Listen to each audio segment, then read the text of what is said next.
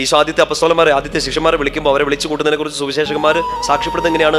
തൻ്റെ കൂടെ ആയിരിക്കാനും സുവിശേഷം പ്രഘോഷിക്കാൻ. സോ ശിഷ്യന്റെ ആദ്യത്തെ ലക്ഷ്യം എന്താ? ഈ ഗുരുവിന്റെ കൂടെ ആയി ഗുരുവിനെ പോലായിത്തീരുക. പറഞ്ഞേ ഹല്ലേലൂയ, ശക്തർ പറഞ്ഞേ ഹല്ലേലൂയ. ശരിക്കും പറഞ്ഞ നമ്മുടെ മാമോദീസാജലം ശിരസിൽ വീണത് എന്തിനു വേണ്ടിയിട്ടാണ്?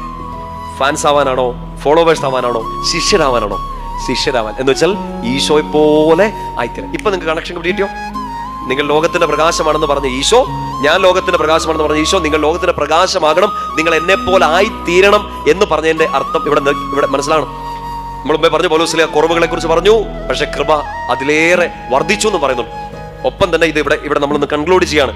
പൗലോസിന്റെ വാക്കുകളെല്ലാം കടമെടുത്ത് പരിശുദ്ധാത്മാവിനോട് നന്ദി പറഞ്ഞുകൊണ്ട്, ഈശോയെ സ്വീകരിച്ച ഞാൻ, ഈശോയെ വിശ്വസിച്ച ഞാൻ, ഈ സഭയുടെ ഭാഗമായി നിൽക്കുന്ന ഞാൻ, വചനം പ്രഘോഷിക്കുന്ന, വചനം കേൾക്കുന്ന, വിശുദ്ധ കുർബാന സ്വീകരിക്കുന്ന നമ്മൾ ഈശോയുടെ ഫാൻസോ ഫോളോവേഴ്സോ ആയി ഒതുങ്ങുകയല്ല, ഈശോയെ പോലെ ആയിത്തീരുക. ശിഷ്യന്റെ ലക്ഷ്യം അതാണ്, ഗുരുവിനെ പോലെ ആയിത്തീരുക.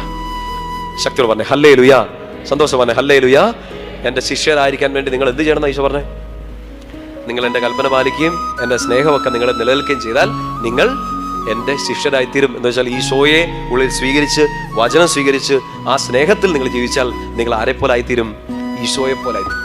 അതാണ് നമ്മുടെ ലക്ഷ്യം. നിങ്ങളെ വിളിച്ചവൻ പരിശുദ്ധനായിരിക്കുന്നത് പോലെ നിങ്ങളും പരിശുദ്ധരായിരിക്കുക.